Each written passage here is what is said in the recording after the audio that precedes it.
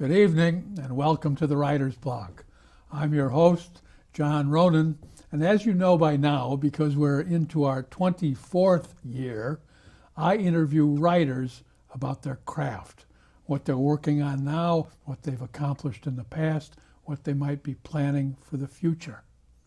It's a pretty wide net, however. We might have poets on, we might have journalists on, we might have editors and publishers on, but also we've had on actors, sculptors, musicians, quite a wide net. So if you have an idea for a guest who might be right for the Writer's Block, please watch for our address at the end of the program. We'd be glad to get your suggestions.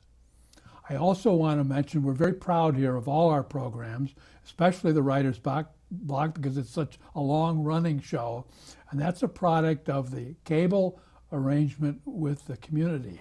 You cannot get us on Dish, remember that. We're very fortunate tonight to have writers, a publisher and an editor, a husband and wife team who bring out the Atlantic Coastal Kayaker, a magazine that's very important here in Cape Ann because we are within their readership area, and I know many avid kayakers in the area here in Gloucester and Essex, Manchester and Rockport, my wife among them. So the Atlantic Coastal Kayaker, which is published by Tamsen Venn and edited by her husband, David Eden, is an important local element. Tamsen was born in Boston, went to the Windsor School and later Harvard, where she majored in anthropology, not journalism. However, she was on the Crimson when she was there, and that was the beginning of her journalistic career. David, who was born in Florida and grew up on Long Island, went to Choate down there and then to BU. Choate's not down there, but then went to BU. He studied microbiology, but got into journalism, he's told me earlier, because he married Tamsen. I want to welcome both you, Tamsen, and David to the Writer's Block. Thank you, John. Thank you for coming down. Thanks, John. And thank you for doing this magazine, which I'm going to hold up and make sure that our viewers know what it looks like, at least the masthead. This is an issue from April, is it? Yes. Yes, April April 2013. April 2013. Mm-hmm. Good, we got that. Tell me, I'll ask you first, Tamsen, you are the publisher.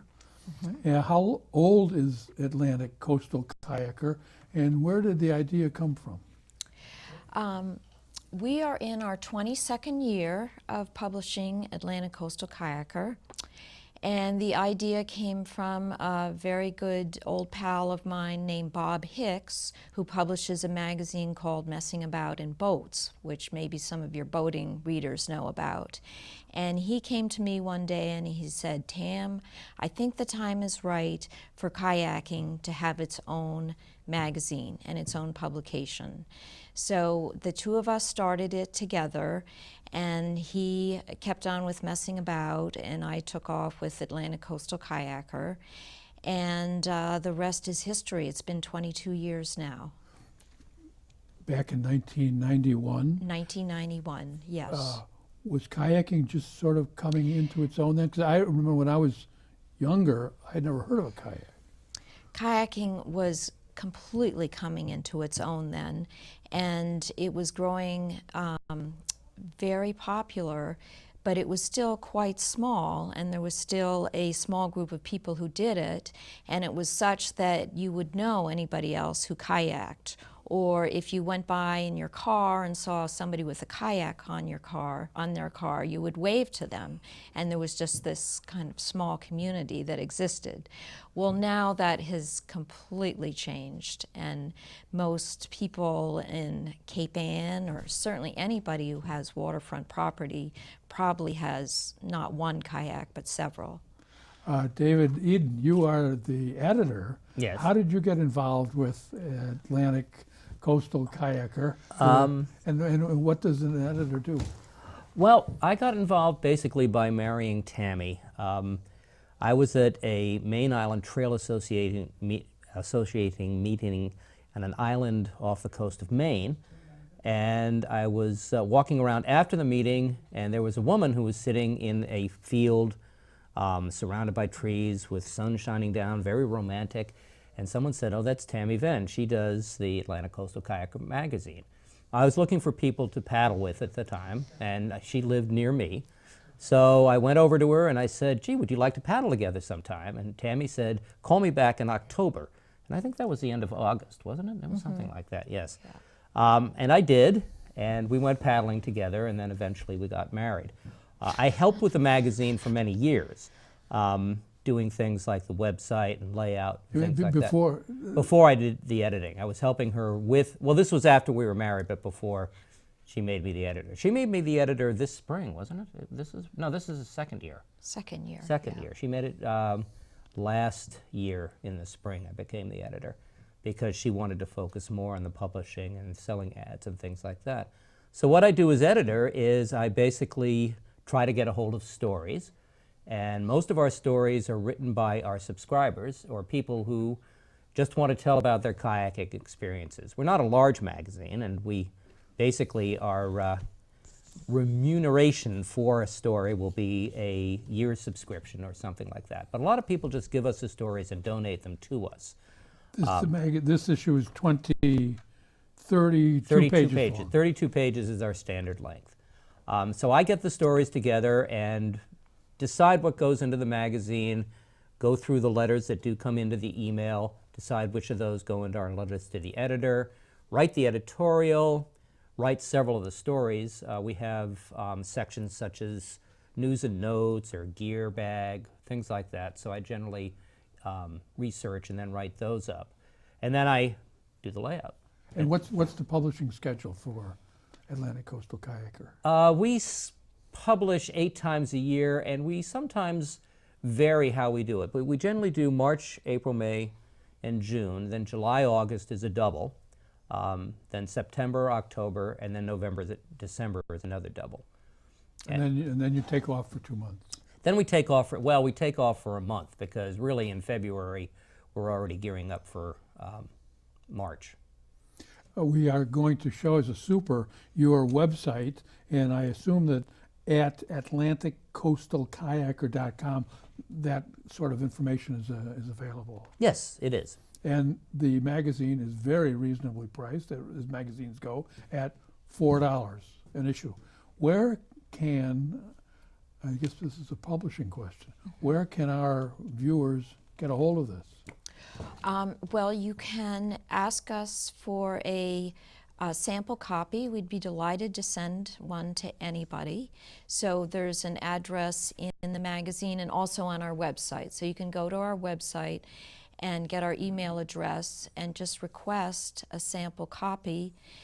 We have increased our online presence within the last couple of years, so we can even send you an online edition of the magazine. So you can literally ask to see a copy, and within 5 minutes we can send it to you online. So, and that's all available at the website. From the website, And on the yes. website also you can get the snail mail address, which also appears in the publication. Right. I was slurring that before. I want to make sure everybody hears me clearly. Atlantic Coastal Kayaker website.com. That's correct. And we have, the magazine is on the website in 2 formats, either as a PDF, which people can download, and it's also a flip book format, the sort of thing where you click on the page and the page makes a sound like a turning page, and looks kind of like a magazine. A lot of our subscribers prefer the paper version. We have some very faithful ones who don't like going online, but we do have a growing number of online subscribers as well. We did. I think a lot of publishing companies right now are struggling with how to work out the print and the online. And we went through that also, and we actually went completely cold turkey and went online and told everybody that we weren't printing anymore and they could just get it online. And we tried that for 4 months, and we had so much protest about it that we went back to printing again. Good. I'm in favor of print.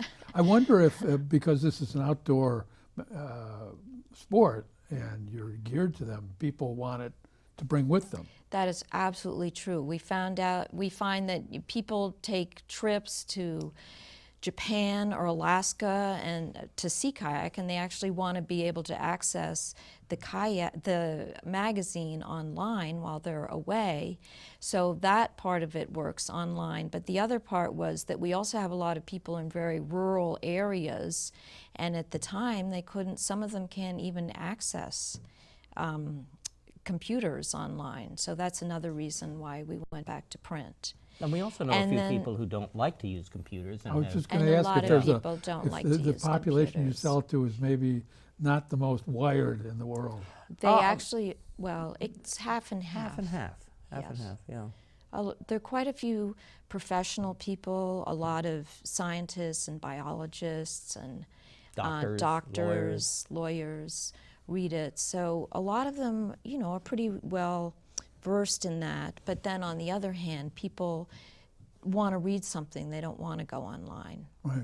But right. I believe that's changing for the entire population at I this think point. the entire but- population is no longer half and half. It's way, way over to the electronic side. Yeah. If you're half and half, you've got a kind of a nostalgic Yeah. audience base there. Yeah. Well, to a certain extent. But the other thing that we have that I think is an advantage for us is that we have all of that information that people might want in one area. You can go online and get an awful lot of information about kayaking, but you have to bounce around from one website to another, and you can never be sure, for instance, whether the website you're going to is actually particularly accurate. Most of them are. Most of them are very good. But again, you do have to go from place to place. And the one thing that we have is we have that sort of information in one spot. And also, I think the advantage we have is that since most of our stories are written by subscribers, so that people's own, the sort of experience that our readers could relate to. In other words, we're not talking about people who are paddling all the way around Australia solo, or who are trying to cross the Thames Sea, or go around, say, Greenland. We've covered some of those stories, but we're also writing about people who want to go off Ipswich or go around Cape Ann and have a particular way of doing it. So they will write down directions on how they do it, places to go on Cape Ann or places to go in Key West, their favorite paddles in a particular area. So we have that advantage in that we will be able to, people who read our magazine will be able to relate to the writers. I mean, regular people, normal people. This is a topic that's interesting to our audience because the show is the writer's block. If someone's interested in kayaks and doesn't get your magazine yet, that person could subscribe and then maybe send something to you for consideration for publication. Or Oh, they we'd could send love something. it. They could We'd send love something it. to us for consideration without subscribing. Then they'd get a subscription afterwards for free if we print them. I Yeah, have we a- really welcome that. We'd love to, hear from people on Cape Ann, their experiences around here. We'd love that. There are, as you say, you rarely see a Volvo without a kayak on it anymore around Or a pickup truck. around Gloucester. Awful lot of pickup trucks too. Pickup trucks, yes. Thrown in yes. the back of the pickup trucks. Yeah. What is I want to ask some business questions of the Okay. publisher and the editor, see how editorial decisions impinge on this. What's the circulation, and can a person starting a magazine make it go financially? Well, I think they can, yes, and I think that right now our circulation is at 1,000, maybe 1,200. That is down from what we started as, because when I started it 22 years ago, this was really the only source of information. If you wanted to know even where to buy a kayak, you had to read this publication, or what a club was, where to find a club, or even what the latest gear was. But now it's just all over because of the competition. explosion of the popularity of it. And let's see, what was I saying? Well, I think you ain't. You were just getting around to it's tough to make a go. Oh, yes. So I think, like many publications, we are, we're hurt by the drop in advertising and the drop in circulation, but I think that because we're a specialty magazine, that also works in our favor.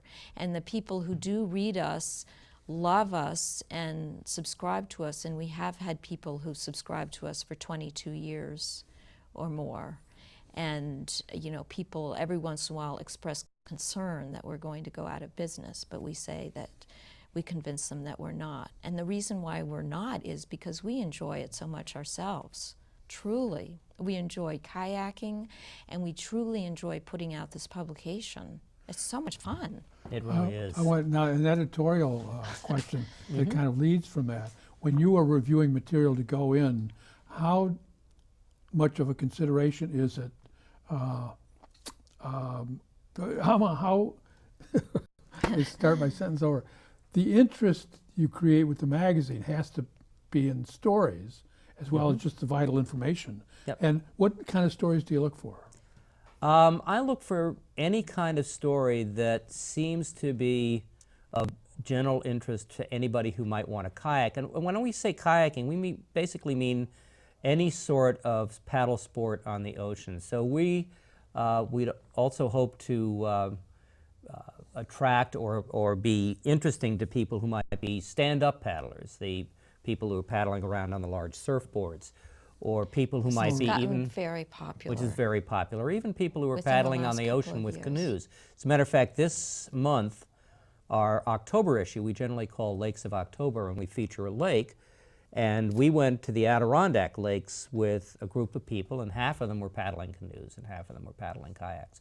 So if someone writes a story about, well, virtually anything to do with paddling around on the ocean or lakes, and it seems to be the sort of interesting thing that people might do, or I feel like I would like to go there, that's really the only criterion I have. So there's a travel log element here too. To a certain degree. Or, well, for instance, we had a story once from someone who got bumped by a whale, got flipped over by a whale.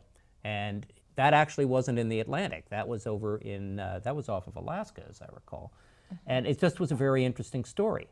So Yeah. I thought it was very interesting, as a matter of fact, and how he got back in and how he dealt with the whole thing. So we printed that. There was another story about a fellow who was paddling out.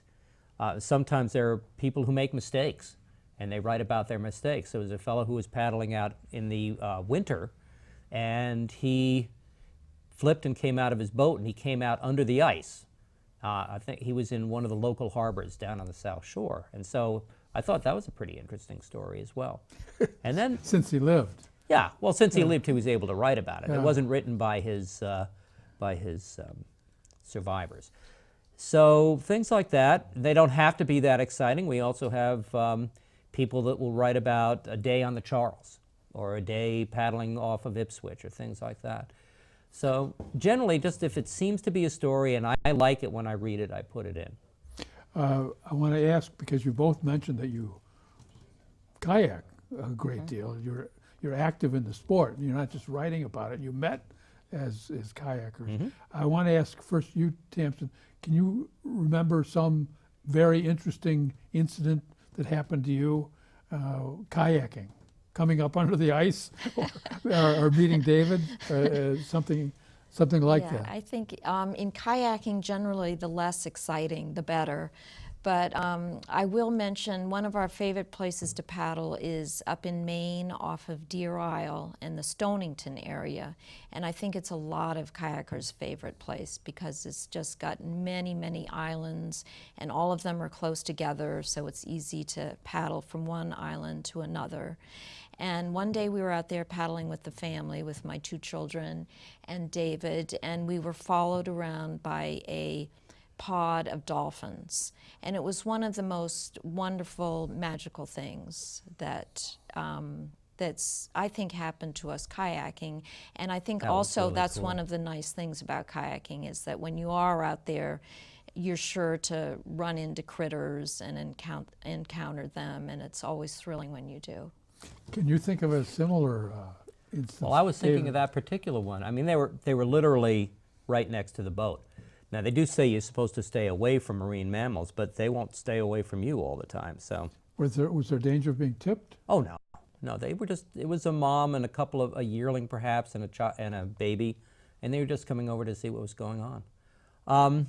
Well, I do have an under the ice story, as a matter of fact, and it happened on the Charles. I was paddling it was in January, and there was a lot of ice still on the Charles, although there was some open water.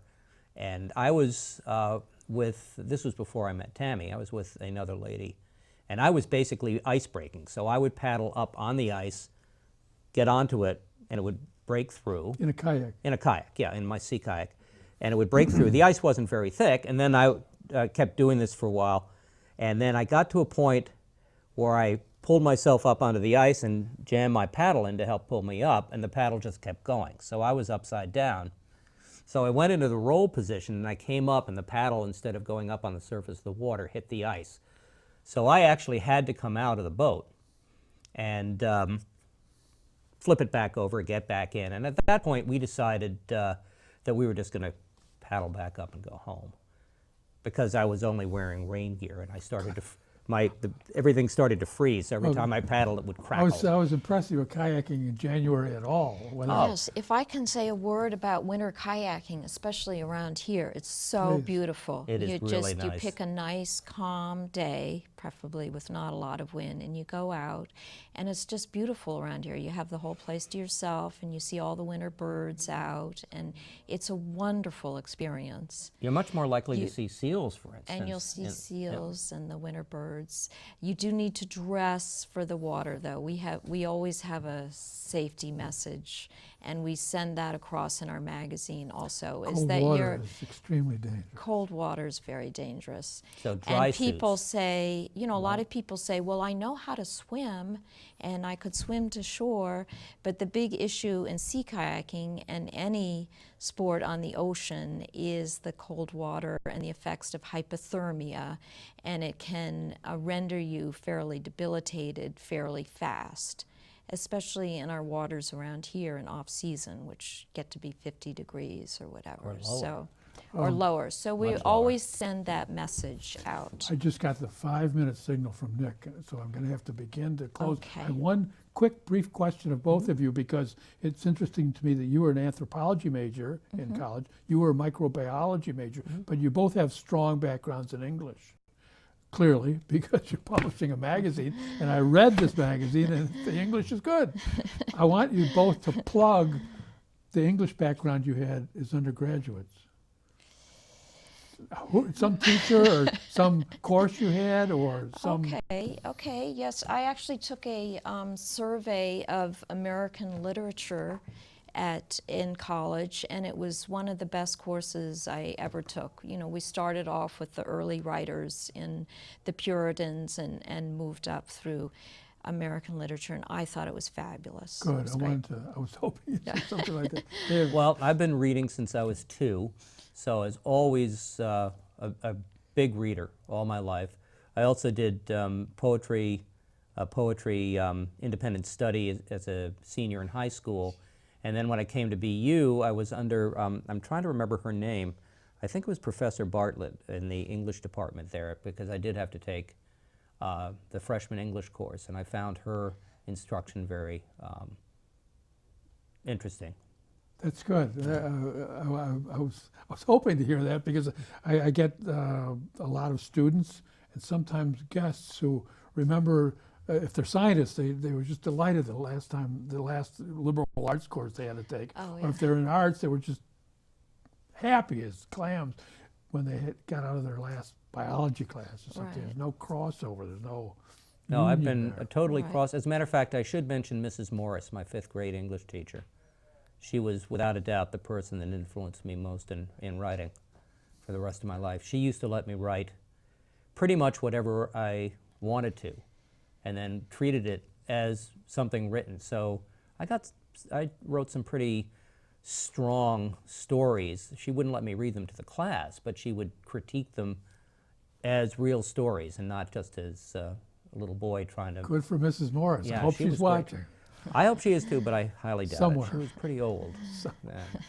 I just got the 2-minute signal from Nick, so I'm going to have to begin to wrap up the show. I want to thank you very much, Tamsin Venn and David Eden, for being on the Writer's Block tonight. Thank Well, you. thanks for having us. Thanks coming for down. having us. I want to thank you for being with us as well on the Writer's Block. If you've learned something about the art of producing a magazine and writing for it and publishing it and getting it out there to the public, then the Writer's Block has done its job. Thanks again for being with us, and I hope to see you again next week on the Writer's Block. Good night.